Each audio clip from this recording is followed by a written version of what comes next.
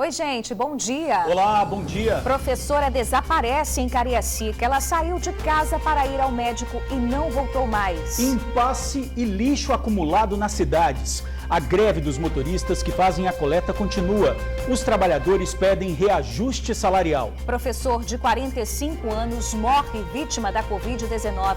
Marcelo Cesani dava aulas na rede estadual de ensino. Moradora da Serra encontra recém-nascido morto no meio de entulhos. A mulher caminhava quando viu roupas de bebê espalhadas na rua. Na Semana Nacional do Doador de Sangue, o Leonardo ganhou homenagem especial.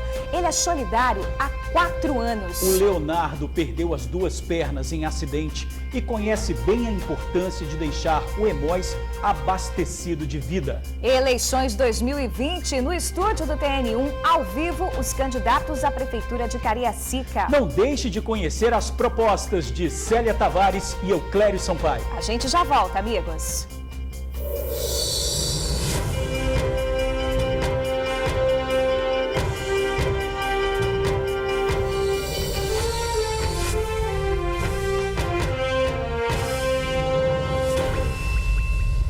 TN1 de volta, agora 11h44, a gente começa o TN falando da greve dos motoristas que fazem a coleta do lixo na Grande Vitória.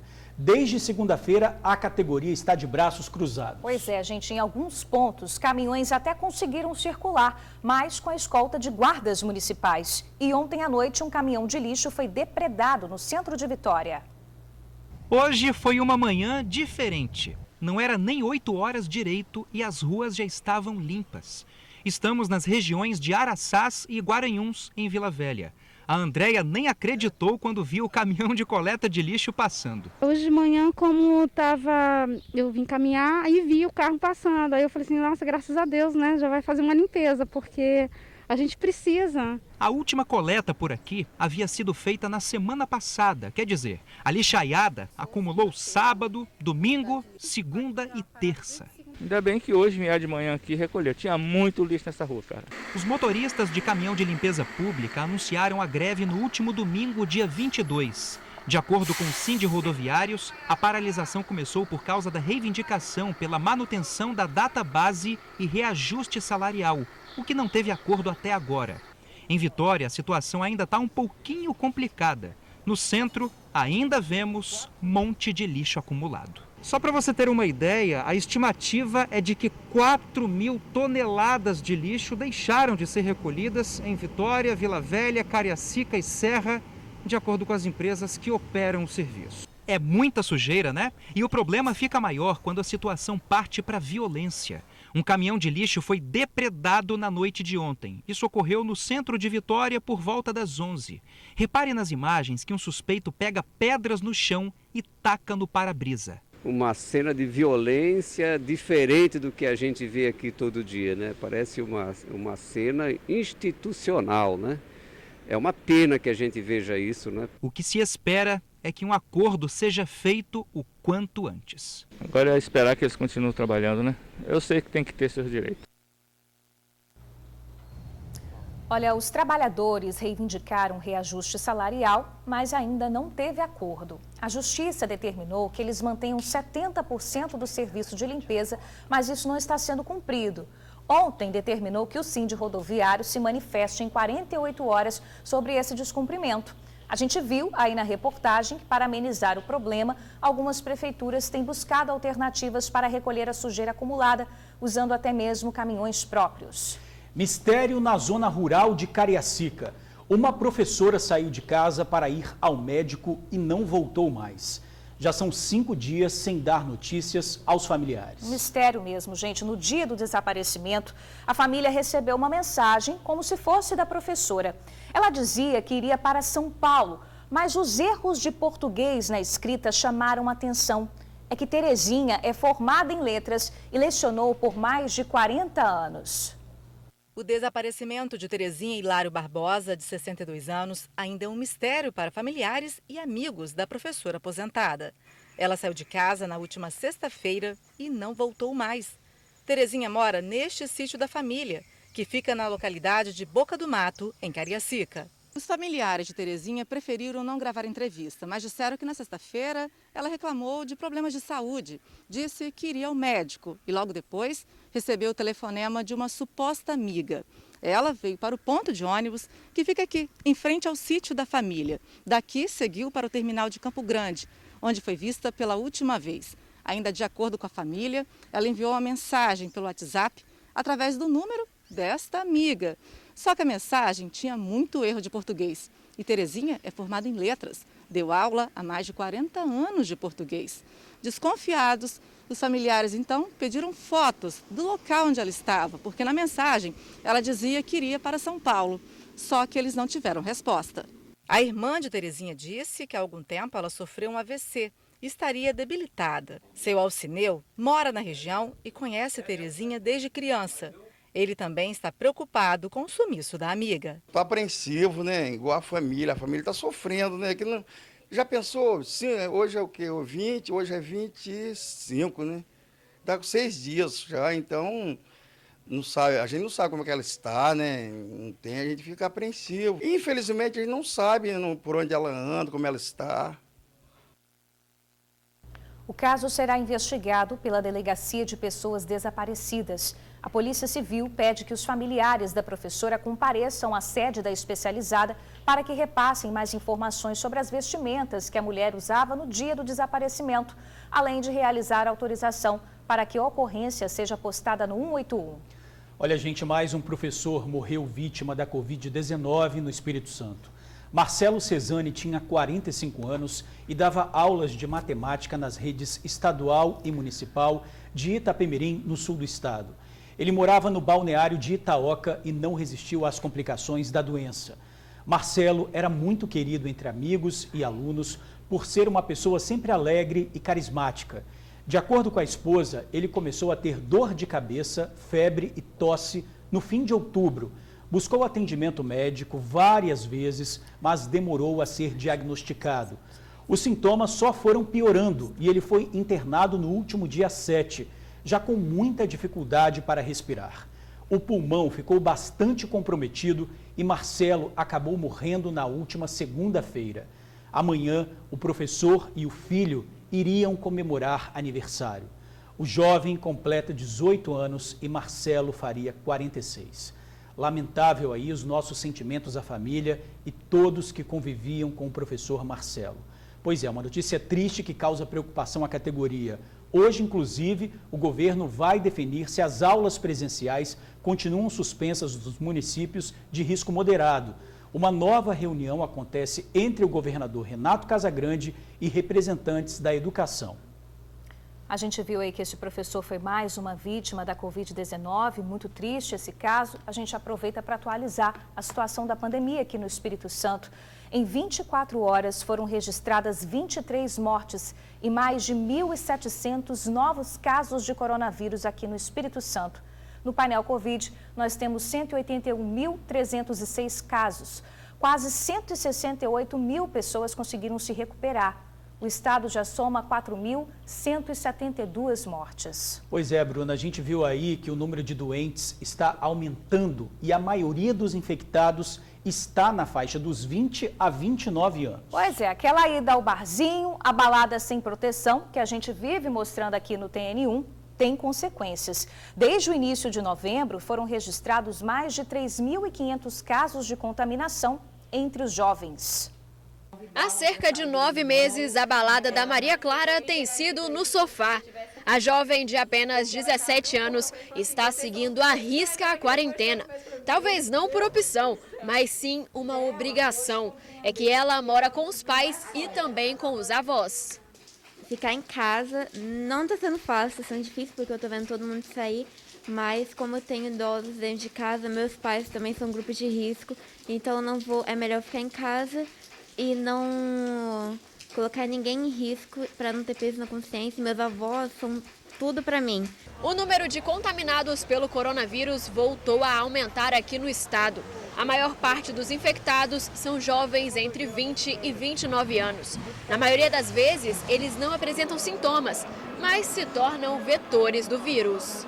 Os jovens apresentam sintomas mais leves, então é muito comum jovens terem só uma dor de garganta, uma febre, uma tosse, sem muita gravidade.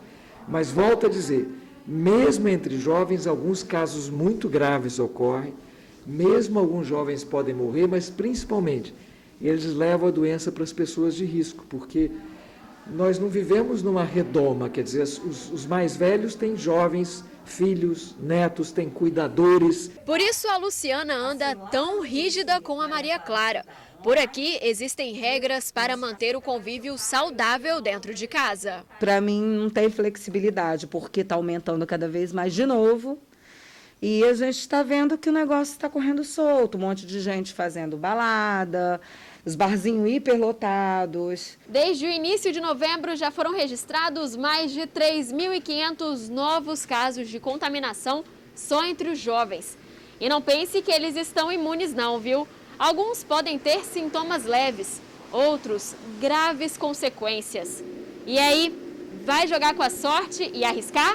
Houve sim uma flexibilização, mas isso não quer dizer que devemos abrir mão dos cuidados básicos. Manter o distanciamento social, usar máscara e continuar com toda a higienização. É importante usar máscara, isso é horrível de usar, mas não tem outro jeito, as pessoas têm que usar. E tem que usar direito, não adianta ficar embaixo do nariz ou ficar no pescoço, tem que usar máscara e tem que ter cuidado, o vírus está aí. Enquanto a vacina não chega, vamos ter consciência e respeito pelo próximo. Afinal, os cuidados que você toma não são individuais, são por você, pelos seus pais.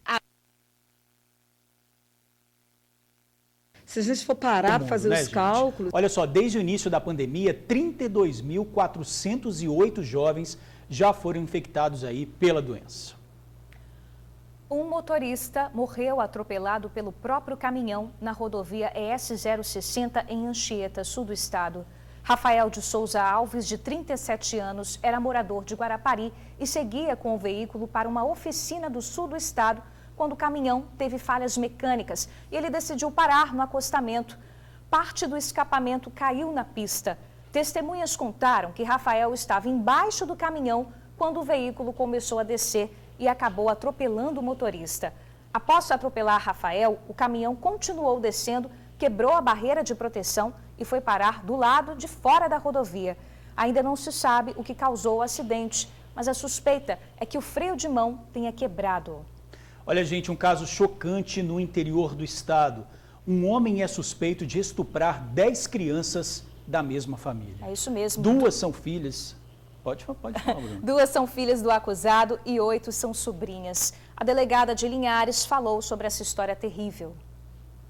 São 8 sobrinhas e 2 filhas no total. Ontem nós conversamos com uma irmã que foi abusada, com uma filha dele, né, que foi abusada, e essa filha falou comigo que acha que tem mais primas. Ele apresentava doces, às vezes dava dinheiro.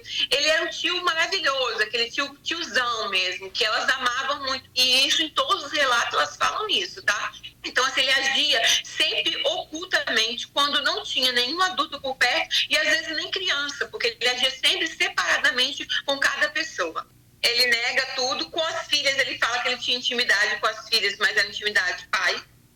Ele nega, né, todas as acusações. Nas investigações também ficou concluído que ele também tem um irmão que é acusado de estupro de vulnerável e que está preso, tá? O irmão dele já está preso por isso. Então a gente percebe que é um problema familiar mesmo, de desvio de personalidade da própria família. Que absurdo isso, gente. Nos 5 casos já confirmados, o suspeito foi autuado por estupro de vulnerável. Ele já está no presídio. Os outros 5 crimes estão sendo investigados. As vítimas serão ouvidas e passarão por exames. E ainda em Linhares, outro caso absurdo que a gente mostrou aqui ontem, né? Foi identificado o suspeito de torturar um gato na cidade.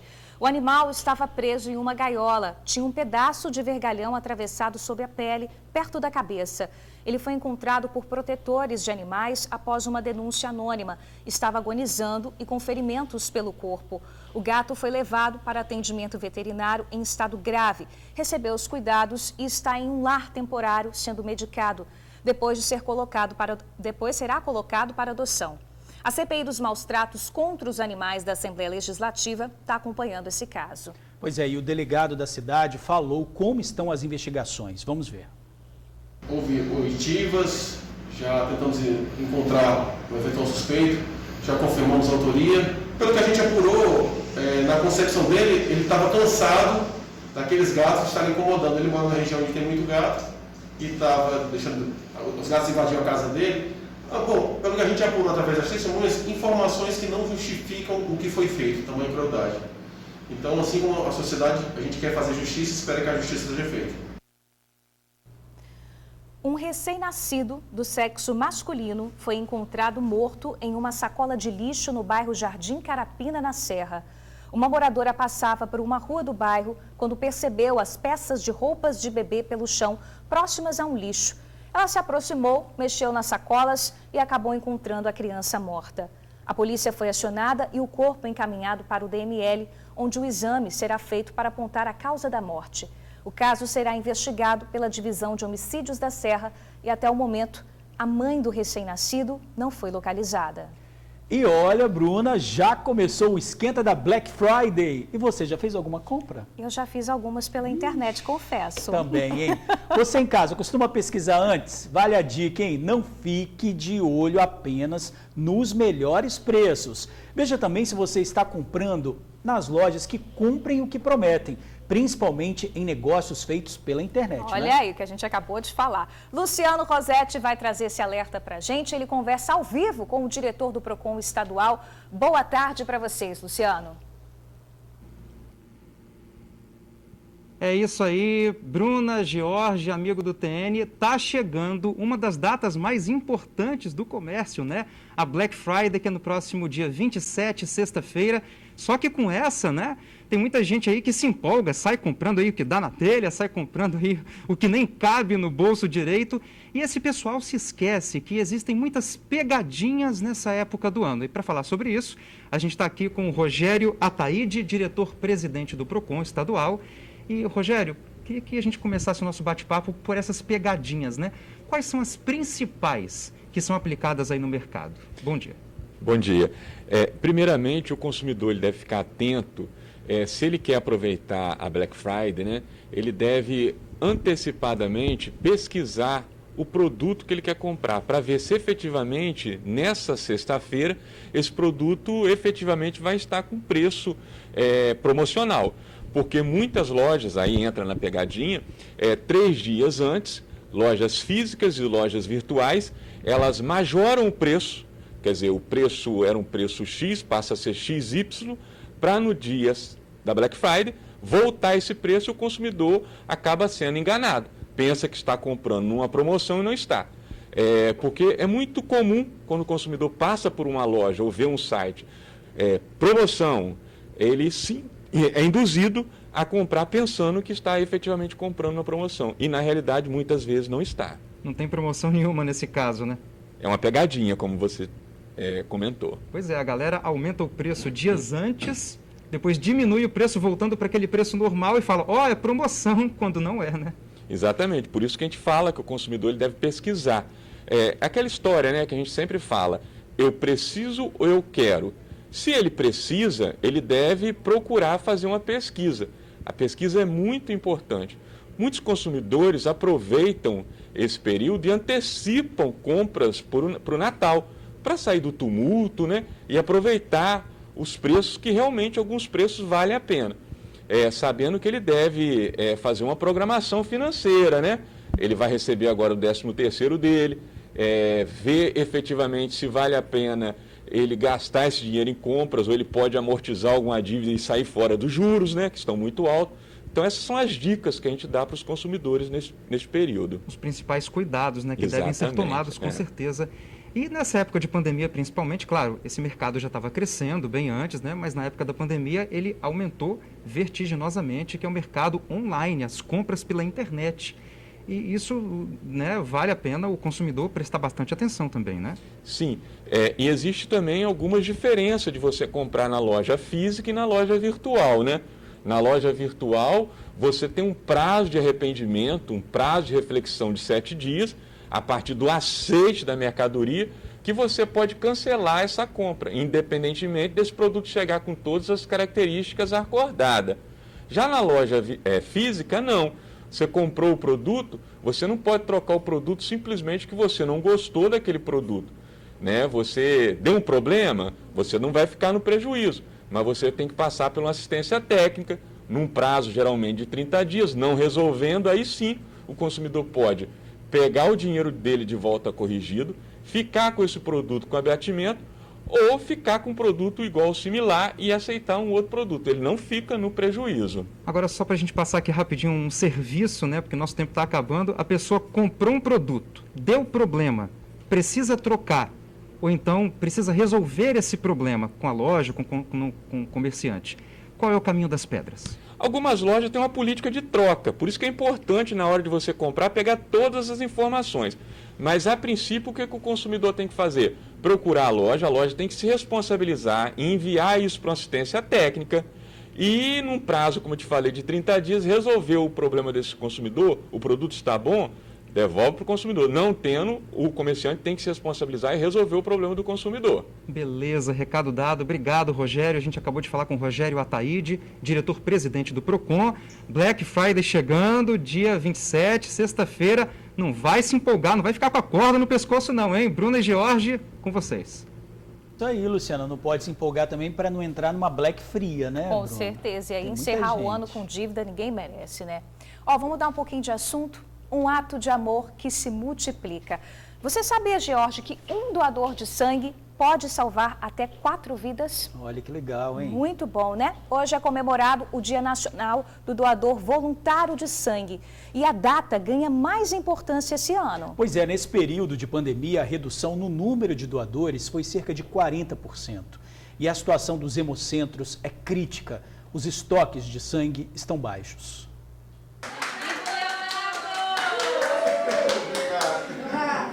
O Hemóis quer te agradecer imensamente, te dar um certificado de doador amigo do Hemóis. A homenagem para o Leonardo é um agradecimento pelos 4 anos de doações regulares de sangue aqui no Hemóis. É uma coisa importante só de saber que você está salvando vidas, né? Você está salvando vidas, você poder fazer a diferença, né? Leonardo sofreu um acidente de trabalho em 2014. Perdeu as 2 pernas. Precisou muito de doação de sangue. A necessidade fez com que ele quisesse ajudar outras pessoas. Um dia eu precisei ser ajudado e hoje eu posso estar aqui ajudando, né? Então isso já é muito grandioso para mim, né? E eu sei que pela minha história de vida, o que eu posso fazer, as pessoas podem se espelhar em mim e poder ajudar outras pessoas, né? A homenagem preparada para o Leonardo faz parte da programação da Semana Nacional do Doador de Sangue, que acontece aqui no Hemóis, em Maruípe. A campanha começou na segunda e vai até sexta-feira desta semana. Todo ano a gente faz, né, uma festa para o doador, né, na semana em que tem o dia 25 de novembro, que é o Dia Nacional do Doador de Sangue. Mas esse ano tem um caráter especial por conta disso, que a gente tem vivido em todo esse período de pandemia de estoque crítico. Todos os dias a gente tem tentado aumentar os nossos estoques. O grupo de uma igreja aqui da Grande Vitória se reuniu para fazer a doação coletiva. Trouxe até café da manhã para participar da campanha. Nós fazemos todos os anos essa parceria. Por quê? Sabemos a importância que é. A necessidade é grande, os estoques baixos, vazio, muita gente precisando e nós abraçamos essa causa. Esse ano, o Dia Nacional do Doador Voluntário de Sangue tem ainda mais importância. É que durante todos esses meses de pandemia, o estoque de bolsas de sangue do Hemóis chegou a cair cerca de 40% e permanece em nível crítico. Por isso, cada vez mais pessoas precisam se conscientizar e doar sangue. Olha, a situação está muito crítica. A gente tem estoque suficiente para um dia de fornecimento para toda a hemorroide, né? Quando a gente tem um estoque muito baixo, a gente acaba tendo que escolher para quem vai aquele hemocomponente que está escasso, né? E vai sempre para quem está com uma necessidade maior naquele momento, né? Então, os procedimentos seletivos, tipo cirurgias, algumas transfusões programadas, elas acabam atrasando porque a gente realmente não tem um insumo. O Oladir, por exemplo, está com o pai internado, precisando de sangue. Ele percebeu a importância da doação. Só quando a gente sente na pele, né, que a gente vê que doar sangue faz parte, né? Espero que outras pessoas possam se conscientizar e poder também ajudar o próximo, né? Com certeza, muito importante, né? Durante o período da pandemia, os atendimentos em todas as unidades estão acontecendo preferencialmente por meio de agendamento. No site saude.es.gov.br/doação de sangue, você encontra todas as informações.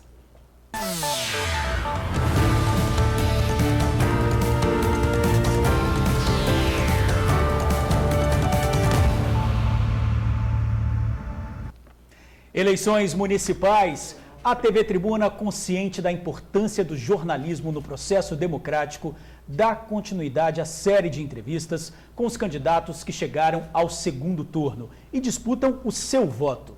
Hoje recebemos os candidatos à Prefeitura de Cariacica, Euclério Sampaio, do DEM, e Célia Tavares, do PT. Pela ordem de sorteio, feito na presença de assessores, nós começamos com Euclério Sampaio, que já está aqui conosco no estúdio, e reforçamos que essa é uma oportunidade para você, eleitor, decidir quem tem o projeto que pode melhorar as condições da sua cidade. E pedimos ao candidato que mantenha a nossa conversa sem ofensas à sua opositora. Boa tarde para o senhor, candidato. Seja muito bem-vindo ao TN1. Boa tarde, Bruno. Boa tarde, George. Boa tarde aos nossos telespectadores. Candidato, o senhor está no 5º mandato como deputado estadual, foi presidente da Comissão de Finanças, é presidente, né? As despesas do município com o pessoal aumentaram e as despesas com investimento em Cariacica reduziram. O Tribunal de Contas publicou que o saldo da dívida fundada 2019 já ultrapassa os 118 milhões. Como equilibrar as contas? Olha, a informação que eu tenho é que a despesa com o pessoal não é o vilão da administração. Nós temos que valorizar os servidores. Nós temos que criar mecanismo de aumentar a receita sem aumentar impostos. Eu sou totalmente contrário a aumentar impostos. Você pode fazer recadastramento de imóveis, muitos imóveis não são cadastrados. É por isso que eu prego a união de todas as lideranças políticas, os 30 deputados, o governador, o presidente da República, porque são através da união que nós vamos conseguir ajudar a Cariacica a avançar. Você está entendendo? Então, nós sabemos que administrar Cariacica é um desafio, mas nós estamos preparados. São 5 mandatos, presidente da Comissão de Finanças, e temos do nosso lado pessoas capacitadas, como o prefeito Gilson Daniel, a maioria dos deputados estaduais, o governador. Nós queremos uma Cariacica melhor e sabemos do desafio que é as contas públicas de Cariacica. Candidato, no plano de governo do senhor está escrito assim: Cariacica 100% pavimentada. E diz ainda, fazer de imediato um estudo de quantos quilômetros de ruas sem pavimentação ainda existem no município e desenvolver um projeto robusto de infraestrutura. Isso é uma promessa ou vai ser realidade uma Cariacica 100% pavimentada? Eu prego união porque Cariacica, para avançar, precisa do governo do Estado, o governo federal, os 30 deputados. Nós temos que atrair recursos, nós temos que tender o tapete azul para os empresários, para que os empresários se firmem em Cariacica. Nós estamos criando o Simplifica Cariacica. Hoje existe o Simplifica Espírito Santo. No Espírito Santo tem o Estado, que não está totalmente integrado ao Simplifica Cariacica. Nós queremos estender isso a todos. Aqueles que querem vir para Cariacica e os que já estão. Por quê? O Simplifica é uma autodeclaração onde o empresário assume que vai cumprir todas as normas vigentes, se instala, gera emprego e riqueza. Além disso, nós precisamos de verbas. E isso só se faz com parceria com o governo do Estado, o governo federal e os 30 deputados estaduais, mais os federais e os senadores.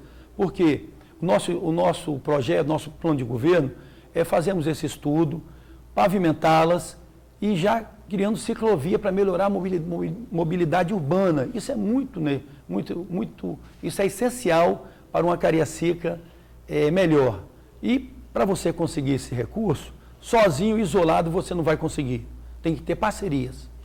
Candidato, além dessa questão da pavimentação, outro problema recorrente em Cariacica que a gente sempre mostra aqui são os alagamentos. Como é que o senhor pretende atuar? Concordo com você. São 16 anos de administração que Cariacica continua na mesma. uma parte desse problema você precisa da parceria do governo do estado, que é a macrodrenagem, e já tem convênio assinado. E agora, o que a prefeitura pode fazer de imediato, a partir do dia 1º de janeiro, é você fazer uma limpeza sistemática dos canais, limpando os canais, desassoreando, para que as chuvas vindo diminui o sofrimento do nosso povo. Isso é de imediato. E, continuamente, junto com o Estado, resolvemos os problemas dessa questão definitivamente, que é o sofrimento do nosso povo. Eu sou nascido, criado, sou morador de Jardim América, eu conheço o sofrimento do povo da minha cidade. Candidato, uma nota técnica do Instituto Jones dos Santos Neves sobre saneamento básico divulgada esse mês mostra que Cariacica tem o menor índice de esgoto tratado da Grande Vitória, 23%. E o índice de atendimento total de esgoto de 32%. Claro que a gente sabe aí que precisa da corresponsabilidade da companhia de saneamento. Mas a gente sabe que a falta de saneamento básico implica em vários problemas de saúde também para os moradores, o que impacta aí em grande atendimento nos postos de saúde. Como o senhor pretende fazer essa ponte para resolver a questão do saneamento básico em Cariacica? Eu quero dar uma notícia boa ao cidadão e cidadã de Cariacica. São realmente 32%, mas já tem uma parceria assinada de cerca de 200 milhões de reais, que vai fazer de Itacibá até Cariacica sede. Já está sendo leiloada, feito um PPP de 580 milhões aproximadamente, que até 10 anos nós vamos ter em Cariacica 100% do esgoto tratado. Essa notícia é maravilhosa, isso é saúde, isso é desenvolvimento para a nossa cidade. Candidato, em 2019, a cidade precisou de reforços no quesito segurança, a Força Nacional atuou lá, mas a população não ficou muito satisfeita. Cariacica esteve no ranking das 20 cidades mais violentas do país. Quais as propostas do senhor para melhorar essa questão da violência? Olha, eu sou policial civil, quem conhece a minha atuação na Assembleia, eu luto muito contra o crime e contra a corrupção.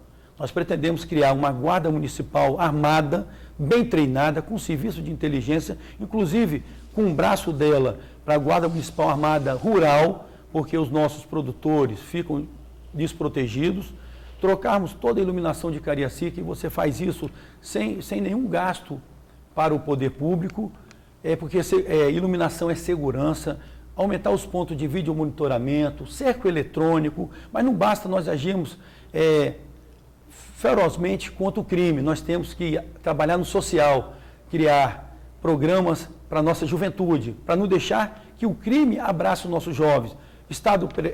Jovem presente, primeiro passo é você qualificar o jovem e arranjar o seu primeiro emprego. Jovem presente encaminhar ele para ele ter atividade de esporte, cultura e lazer. São diversas atuações. Jovem empreendedor, para você ensinar o jovem a ser um empreendedor, você tira o jovem a possibilidade dele se promiscuir no mundo do crime e das drogas. Nós temos que agir com veemência contra o crime, mas também investir no projeto social. Também qualificar e arranjar vagas de emprego, atraímos empresas para o nosso município. O senhor também fala na criação de uma Secretaria de Segurança Pública, né? Isso vai acabando também aumentando aí as despesas, né? Como é que o senhor vê essa relação? Você transforma a Defesa Social em uma Secretaria de Segurança Pública e você pode cortar custeio. Você pode fazer um estudo, ver onde você pode cortar custeio, sem diminuir a qualidade do serviço público. Você tem que cortar o custeio e melhorando a qualidade. Você tem que humanizar o serviço para que o cidadão de Cariacica possa ter um bom serviço público. O senhor falou agora há pouco sobre essa questão da Guarda Municipal e tem uma pergunta de um telespectador aqui sobre esse assunto. Ele quer saber se o senhor pretende dar celeridade ao processo seletivo da Guarda e também questiona a quantidade de vagas abertas, 50 vagas apenas para um município que é tão grande. O senhor pretende abrir mais vagas? Celeridade eu vou dar. A gente tem que ver a legislação por causa da pandemia, mas 50 é um número muito pequeno para aquilo que Cariacica precisa. Nós pretendemos ampliar dentro da legalidade e pretendemos dar celeridade. Segurança e saúde é prioridade no município de Cariacica. Por isso que eu preciso da parceria do governo do estado, o governo federal, preciso de pessoas como o Gilson Daniel me ajudando a arrumar a casa, eu preciso dos 30 deputados, eu preciso de pessoas do bem que queiram que Cariacica avance. Candidato, falando em saúde, no plano de governo do senhor, o senhor diz que vai ter um ambulatório de especialidades e afirma exames complementares. Os exames serão marcados ao final de cada consulta, de acordo com a solicitação do profissional. Está escrito no seu plano de governo. Esse é uma das maiores reclamações em relação às prefeituras, porque a gente sabe que esses exames complementares são disponibilizados pelo Estado. O senhor garante que todo mundo que sair de um pronto atendimento lá, né, de um posto de saúde, vai ter esse exame garantido? Primeiro, eu prego a união, e porque eu preciso do governo do Estado, eu preciso do presidente para administrar Cariacica. Eu não quero ser mais um prefeito. Esse é um dos problemas graves da saúde, mas nós temos problemas piores. São as longas filas de mulheres dormindo, fazendo fila nas portas das unidades. Nós pretendemos humanizar o tratamento, que as marcações de consulta sejam online, estender o atendimento de 6 da manhã até 10 da noite, criar uma casa da saúde da mulher, para a mulher ter todos os tratamentos. Preciso muito da parceria do Estado para resolver o problema das especialidades e, através das marcações online, nós vamos identificar quais as especialidades são as mais procuradas pelo nosso povo e aí distribuir melhor a mão de obra especializada. É isso que nós precisamos. O senhor também disse que vai ter um ônibus equipado com a mais alta tecnologia para determinados tipos de exame e que vai percorrer a cidade. Isso vai acontecer? Vai acontecer porque a mulher tem que ser prioridade. Hoje a mulher não tem prioridade em todos os tratamentos que elas precisam. E mais, além da saúde da mulher, nós também pretendemos criar uma clínica veterinária pública. Eu sou apaixonado pelos animais, a deputada Janete é nossa parceira nesse projeto. E eu troquei de gente para animal. Eu tenho cachorros, eu sou apaixonado. As minhas cachorras vão para o veterinário, vão toda semana. E eu fico triste quando uma pessoa não tem condições de levar os seus animais em um veterinário. E Cariacica precisa ter uma zoonose capacitada e precisa ter uma clínica veterinária pública. Candidato, voltando ao assunto saúde, eu tenho outra pergunta de um amigo do TN, o Gileno, que mora em Flechal 2, quer saber se o senhor vai dar continuidade ao processo de construção da Policlínica de Flechal 2. A Policlínica de Flechal 2 foi inaugurada essa semana, eu acredito que com pouca capacidade. Ela precisa trabalhar a pleno vapor, atendendo toda a região. Pode ter certeza, Gileno, foi uma boa pergunta. Nós vamos atuar para que não falte nada, nenhum especialista e não falte atendimento à população daquela região. É necessário não apenas uma unidade 24 horas, mas pelo menos 3 unidades. Nessa onda aí de saúde, o senhor disse também de marcação de consulta online. Como é que vai funcionar isso? Olha, o cidadão não precisa mais dormir na fila para marcar consulta. Você informatiza toda a saúde, você interliga as unidades, e eles fazem por aplicativo. Nós temos equipe trabalhando nessa questão. Nós queremos dar uma saúde de qualidade. Eu falo isso, George, porque eu já fui portador de leucemia, eu precisei fazer um transplante de medula óssea. Eu vi até hoje a campanha do doador de sangue, eu precisei. Isso é muito importante para você que está nos assistindo, ser doador de sangue, doador de medula óssea. Eu já fiz uma cirurgia no peito, botei 4 pontes. Então a saúde você tem que dar a melhor qualidade para o nosso povo. Candidato, o senhor estava falando dessa questão dos atendimentos às mulheres. Eu gostaria que o senhor citasse um projeto de empoderamento para as mulheres no seu governo, mulheres que estão em situação de vulnerabilidade no contexto da violência familiar. Olha, essa Casa da Mulher, ela vai acolher a mulher, ela vai atender a mulher desde o acolhimento em todas as áreas que ela precisar, independente se a mulher for vítima de agressão ou não. Ela vai trabalhar pleno vapor. Tem um ônibus rosa que nós vamos fazer e a mulher tem que estar à frente. Tanto que eu escolhi para minha vice uma mulher trabalhadora, guerreira, que é a enfermeira Edna. E nós temos duas mulheres suplentes, primeiras suplentes. A Câmara não elegeu nenhuma mulher. E nós vamos fazer de tudo para que essas duas assumam e representam bem as mulheres na Câmara Municipal de Cariacica. Candidato, a gente tem aí 1 minuto e 50, né? Não sei, acho que não dá para mais elaborar uma coisa para o senhor responder com mais profundidade. Então, esse tempo aí para o senhor falar diretamente ao eleitor aí de Cariacica. Eu quero dizer a você, eleitor de Cariacica, eu quero ter a oportunidade. Quem já teve 8 anos, 16 anos, no poder e não resolveu o problema do alagamento, o problema da segurança, o problema da saúde, o problema do emprego, o problema das empresas que precisam ter um ambiente de negócios favorável para que elas fiquem. Será que faz em 4 anos? Eu quero ter a chance, eu estou preparado, sou parceiro do governador, sou parceiro do governo federal, sou parceiro da maioria dos deputados estaduais, federais e senadores, então eu te peço uma chance. Domingo, vote 25, vote para uma Cariacica com mais segurança, mais saúde, mais educação e mais emprego. Na educação vocês não perguntaram, mas nós pretendemos zerar as vagas de creche, e creche tempo integral para os nossos jovens, nossas crianças.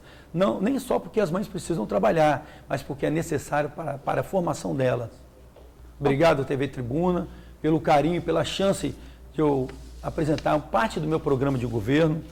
Obrigado, George, obrigado a Bruna e obrigado a você, principalmente a você, telespectador do nosso estado e da minha cidade de Cariacica. Ok, candidato, muito obrigado pela sua participação. Obrigada pela presença, candidato. Olha, gente, Cariacica continua na pauta do dia. Continue com a gente. Nós já vamos entrevistar a candidata à prefeitura do município, Célia Tavares, do PT. Não deixe de ver.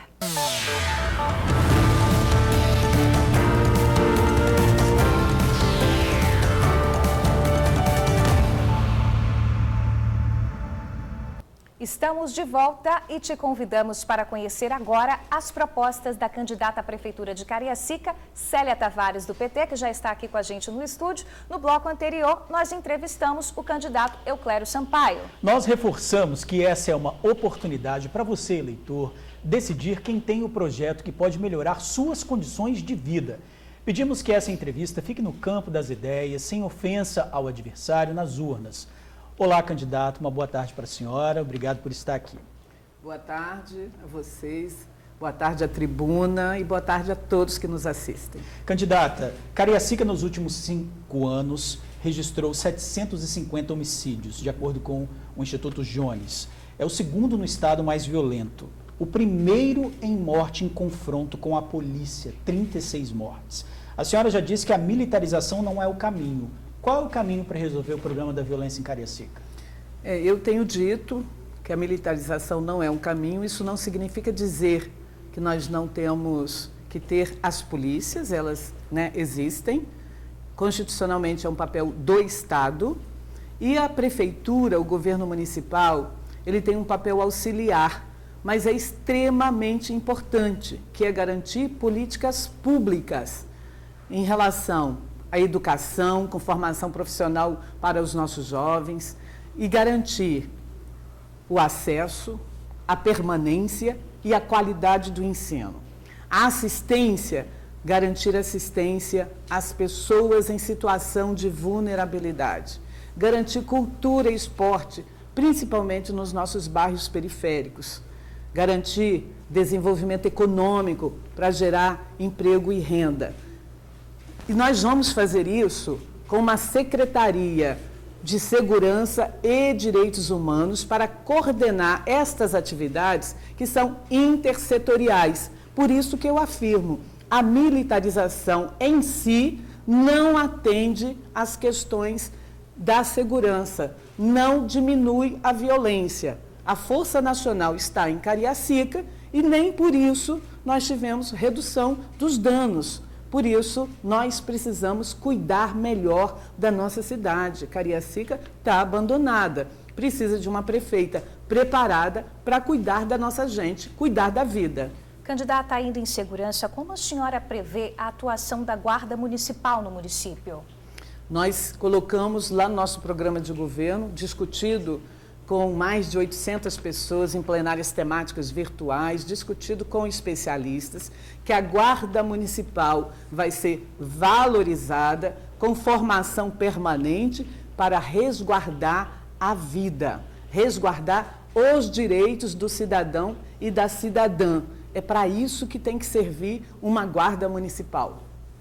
Candidata, a cada 6 horas e 23 minutos, de acordo com dados do IPEA, uma mulher morre no Brasil. Quase 40% dos homicídios acontecem dentro de casa em relação às mulheres e só 15% para os homens dentro de casa.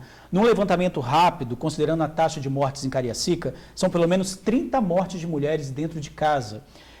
Quais são as políticas públicas da senhora em relação a isso, à mulher? Pois é, essa questão se refere ao que nós chamamos de feminicídio, que agora virou lei. Nós precisamos cuidar das mulheres, principalmente as vítimas de violência. E isso existe porque nós temos uma cultura patriarcal, uma cultura machista que coloca a mulher numa condição de subalternidade. Nós precisamos empoderar as mulheres. E estamos num momento, inclusive eleitoral, que nós podemos fazer isso. E Cariacica pode marcar a história, elegendo uma mulher que tem no seu programa de governo garantir os cuidados a todas as mulheres e, principalmente, às mulheres vítimas de violência. Candidata, a senhora foi secretária de Educação por 8 anos e agora a gente fala sobre esse assunto. A aplicação das receitas de Cariacica na educação do município foi abaixo do mínimo que é pretendido. Como que a senhora vai lidar com isso? Como aumentar o investimento na educação em Cariacica? No nosso município, a lei orgânica determina que você tem que investir 27% do orçamento. Constitucionalmente, no mínimo é 25%. Cariacica já tem um avanço de ser 27%. Mas nós sabemos que é preciso mais. Nós estamos assumindo o compromisso de gradativamente ampliar esses investimentos. Por que falamos gradativamente? Porque Cariacica tem muitas carências. Você precisa fazer investimentos em muitas áreas. Você precisa cuidar da educação, mas você precisa também cuidar da saúde, precisa cuidar da assistência, da cultura, do desenvolvimento econômico. Quando você tem muitas carências, você prioriza. A educação foi prioridade no governo Helder Salomão, quando eu fui secretária de Educação. Nós construímos 38 novas escolas, nós construímos e colocamos as condições de funcionamento, 50 laboratórios de informática, nós valorizamos os trabalhadores da educação, nós garantimos gestão democrática. Enfim, fizemos muita coisa, mas não é o suficiente. Como eu disse antes, numa situação de muitas carências, você faz muito, mas ainda você não garantiu todos os direitos. Nós precisamos ampliar investimento nas creches. Nós tínhamos 4 quando eu assumi a Secretaria de Educação, nós construímos 21, ficamos com 25.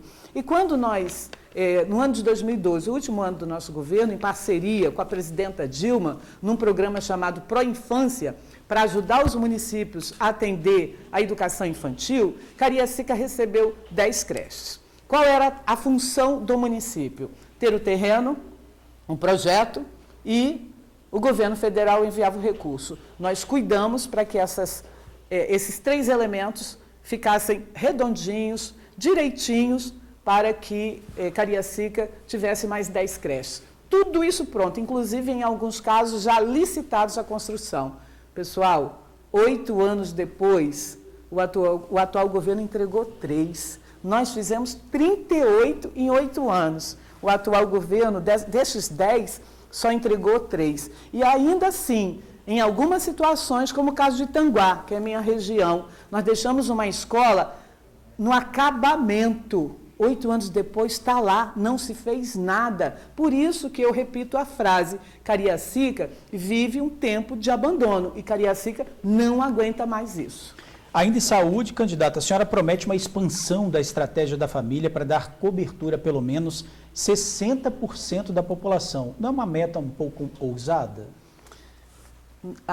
O programa da estratégia saúde da família, ela tem que ser ousada, porque isso significa cuidar da saúde na prevenção.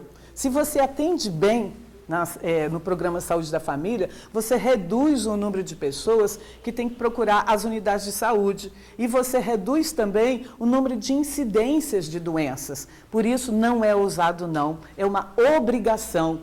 No governo Helder, que eu estava lá junto com ele, nós ampliamos as equipes. Infelizmente, no atual governo, foi reduzido. É por isso que a área da saúde é uma das mais mal avaliadas. Candidata, Cariacica hoje tem um grande problema, né, que são os alagamentos, deslizamentos de terra. E sobre esse assunto, o ordenamento territorial, como a senhora pretende atuar em relação à ocupação irregular no município? Bom, gente, lamentavelmente, o nosso município teve um crescimento desordenado. Nós tivemos ocupações, nós tivemos empreendimentos imobiliários que não cumpriam a legislação e governos que foram coniventes com isso. Nós precisamos fazer com que os empreendimentos imobiliários cumpram a legislação, porque está na lei. Você não pode fazer loteamentos e ele não ter infraestrutura. Quando fomos governo, nenhum loteamento foi aprovado sem a infraestrutura. É por isso que nós temos muitas carências na infraestrutura dos bairros, por causa das ocupações irregulares e por causa dos loteamentos irregulares. E nós vamos trabalhar com a legislação, para que não se faça mais isso, que trouxe tanta carência para os nossos municípios. E nós vamos ter que fazer investimentos de infraestrutura, porque as pessoas que compraram os seus terrenos, fizeram as suas casas, elas não têm culpa disso. Nós sabemos, por necessidade, as pessoas ocuparam e por necessidade as pessoas compraram um lote que era irregular. O que nós temos que fazer enquanto governo? Garantir a regularização fundiária, rural e urbana, porque é importante a pessoa ter escritura, ter seu documento, e garantir essas pessoas morar num bairro com dignidade, com infraestrutura e com políticas públicas de qualidade. Candidato, falando em bairro, um dos grandes problemas, a gente acaba fazendo muitas reportagens de bairro em Cariacica. Quando a situação não é resolvida, a resposta da prefeitura é de que não foi colocado no orçamento participativo, né? Vota e não foi colocado. Então, muitas demandas acabam não entrando durante um mandato porque não entra no orçamento participativo. Como ficaria isso no seu governo? Bom, primeiro eu quero dizer que nós vamos retomar o orçamento participativo, porque Cariacica tem saudade. Por que tem saudade? Porque o povo, quando ele vota, ele está participando de uma etapa da democracia, mas a democracia, ela não se restringe ao direito ao voto. A democracia é mais ampla, a democracia implica em participação. E o povo participa das decisões do município quando ele está nos conselhos gestores, nos conselhos de fiscalização, e quando ele, através das assembleias do orçamento participativo, decide as prioridades. Se você não tem recurso para fazer tudo o que o município precisa, você define prioridades. Assim é na vida pessoal, assim as famílias fazem. Mas o prefeito ou a prefeita vai decidir isso sozinho? Não. Quem melhor tem condições de decidir as prioridades? O próprio povo. É por isso que o Helder Salomão, que foi prefeito e hoje deputado federal, anda de cabeça erguida em todos os bairros, porque ele discutia com o povo o que deveriam ser as prioridades. Portanto, isso não é um problema, isso é solução. E eu quero aqui colocar uma outra coisa importante sobre orçamento participativo, sobre debates com a cidade. Nosso secretário de obras, à época do governo Helder, Munaldi, ele dizia lá no primeiro governo, se continuarmos no ritmo que nós temos de pavimentação das nossas ruas, em 20 anos, Cariacica estará toda pavimentada. Isso era lá nos primeiros 4 anos do Helder. Aí teve 8 anos do Helder. Nos 8 anos do Helder, nós tivemos um ritmo de infraestrutura e pavimentação dentro do planejado. Mas nesses 8 anos finais agora, do atual governo, isso não aconteceu. Quando daria 20 anos? Neste próximo governo. Neste próximo governo, nós teríamos resolvido os problemas de pavimentação que são sérios. Mas como o atual governo não fez, não cumpriu sua obrigação, nós vamos agora ter que fazer um planejamento, dialogar com a nossa cidade, com o nosso povo, para o mais rápido possível resolvermos estes problemas de infraestrutura relacionados à pavimentação das nossas ruas. Candidata, além do orçamento participativo, como a senhora pretende lidar com a baixa arrecadação do município? Vai buscar parcerias? Sem dúvida nenhuma. Cariacica é um município que necessita do apoio de todos, do governo estadual, do governo federal. Mas como nós podemos, nós, municípios, ampliarmos a arrecadação? Quando você cria um ambiente de investimentos na cidade, mas como é que você cria um ambiente? Quando você tem uma prefeita que é ética, que é honesta, que dialoga com todos os setores. Quando você investe, a própria prefeitura faz investimento, cria um ambiente propício para que o empreendedor, para que o empresário venha investir na cidade. Você criou o ambiente. O investidor, o empreendedor, faz seus negócios aqui, gera emprego e renda. Gerando emprego e renda, nós temos mais consumo. Tendo mais consumo, a prefeitura arrecada mais. Arrecadando mais, ela oferece bom serviço. É isso que nós chamamos de boa ambiência, de governabilidade. E nós podemos, sim, ampliar a arrecadação neste formato. E eu quero dar um exemplo da educação. Como secretária de Educação, nós descentralizamos os recursos financeiros. Isso significa que nós colocamos recursos na caixa da escola, caixa escolar. A caixa escolar, por sua vez, quando tinha que fazer um concerto, contratava uma pessoa do bairro, comprava o material necessário no bairro. Isso gira a economia local. Eu estava em Itacibá e a comerciante disse para mim: Célia, quando vocês eram governo, eu vendia mais. Por que vendia? Porque nós fizemos girar a economia. Em todas as unidades escolares girava a economia, girando a economia, todos ganham. Candidata, a senhora tem aí 1 minuto e 20 para suas considerações finais, falar diretamente aí ao eleitor de Cariacica. Eu quero, neste momento, falar para você, eleitor e eleitora de Cariacica. Você votou em Célia Tavares no primeiro turno? Que bom, vai repetir esse voto. Mas nós tínhamos 14 candidatos, 14 projetos. Nós tivemos os eleitores que escolheram outro candidato. Agora, são 2 projetos nitidamente diferentes. De um lado, um candidato que representa a continuidade, o abandono. Do outro lado, Célia Tavares, 13, candidata a prefeita, que tem o apoio do melhor prefeito da história de Cariacica. Célia Tavares, 13, para tirar Cariacica do abandono, para crescer, se desenvolver, gerar emprego e renda, cuidar da saúde, cuidar da educação. Nós merecemos ser felizes, nós podemos ser felizes. Cariacica pode mudar a sua história elegendo a primeira mulher prefeita, para empoderar as mulheres, para não colocar as mulheres em situação de subalternidade, mas colocar as mulheres onde elas merecem, representar todas as mulheres, os homens, as famílias. Célia Tavares, 13, prefeita. Candidata Célia Tavares, obrigada pela participação aqui no TN1, viu?